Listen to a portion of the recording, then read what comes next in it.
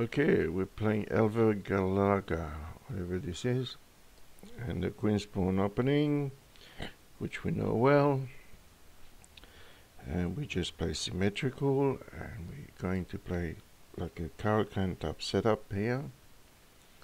So this would actually transpose into a Caro-Kann e4. Now we're going to play this.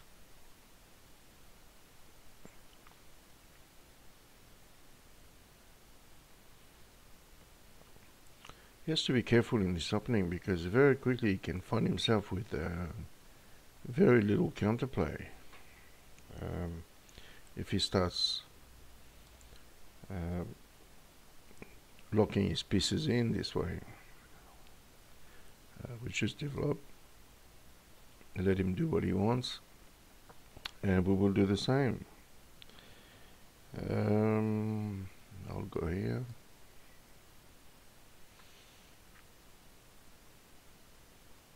When your opponent doesn't play in an ambitious manner, you have to play aggressive.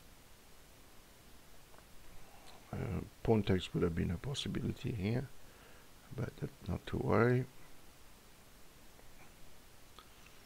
So we got a pretty good development.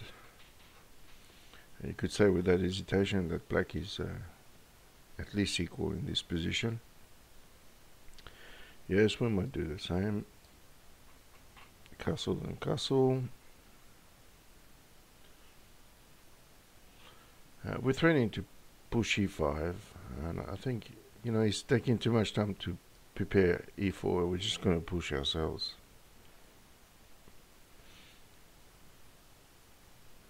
Yes, that's a legal move, and now we take this way, and we take that way, and of course now should he push e4, we would take here first and win the pawn on e4. So that rook e1 was taking too much time. He should have pushed e4 immediately.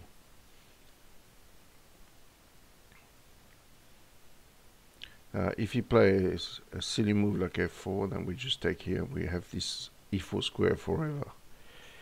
Okay, he decides to go there, so we just take the square and see what happens with the... That's the wrong time to get a phone call.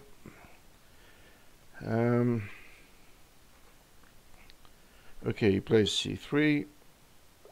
Probably should put my phone on silent, that would help. Alright, c3.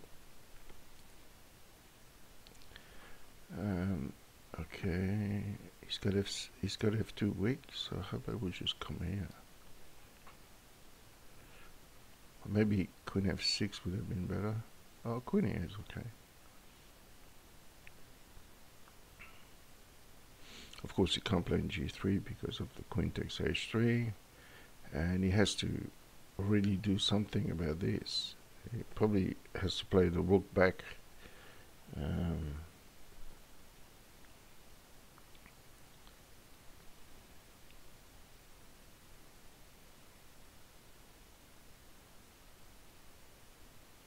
Yes, unfortunately, probably the only move. Probably the only move. Then what do we do now? How about I just push here?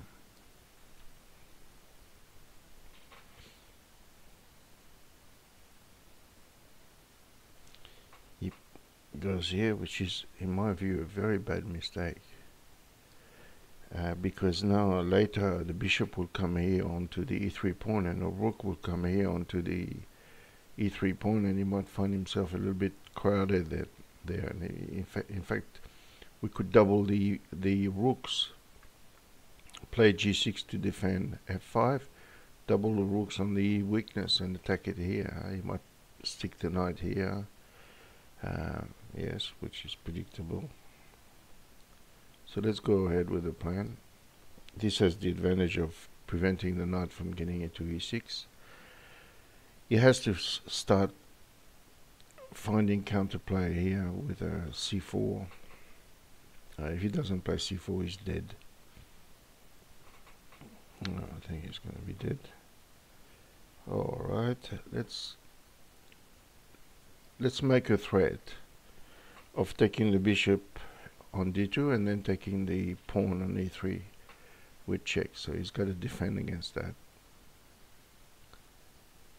Okay.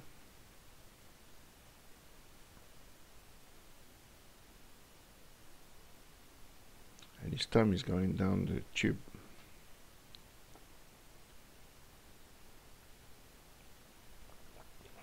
So now he's created a weak square on c4, but he hasn't actually met the threat that we have, which is to take here and then take here on e3. So he just hasn't addressed the issue. We take with check, which we force the queen exchange.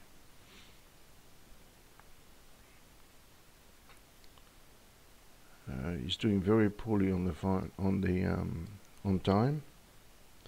So now we're on to c3. Oh, that's a terrible move. He just blunders a knight. I think it's one of those cases where the wheels sort of fall off and then he resigns. He's got nothing.